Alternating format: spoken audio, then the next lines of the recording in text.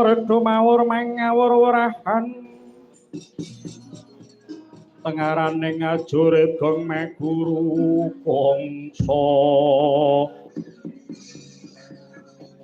tetekaya butula war panjriting turang gesti nyemang dwaja kang katitir Harakata kengkang dwaja lelayu sabit dwaja lelayu sabit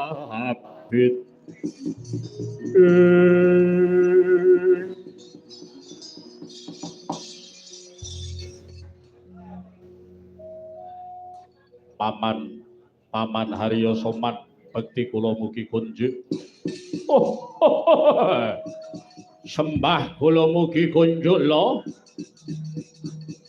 ugi kula lho sembah kula mugi kunjuk paman anak-anakku Sata Kurawa ora ana siji lawan siji sing tak arani wektu dina semangko sira kabeh midhangetno atur ingsun paduka badhe paring dawuh ngrapa paman wektu dina semangko aku wis nyusun reka sampeka nyusun strategi amrih para Kurawa besuke dadi urip mulya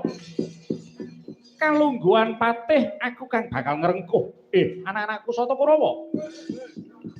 sira ora kena berpangku tangan sira kudu bekerja keras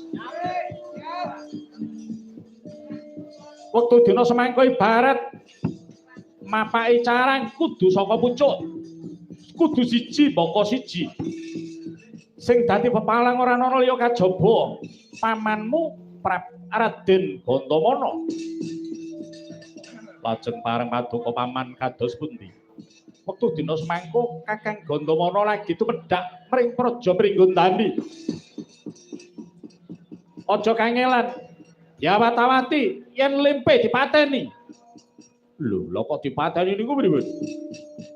kamu iku sedulur dhewe lho wong arep golek kamukten kuwi aja ngerti sedulur aja nganti kanca kuwi kudu disikat kabeh ya aja ngono Kartomarma kula ndrenga dawuh paman metu njaba nger parmadal pasilan enjing bidal kumuruh saking negeri Ngastina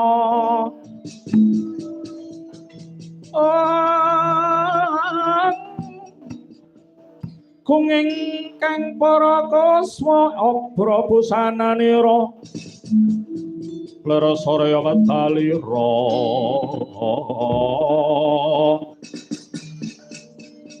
saka ing Jualanidi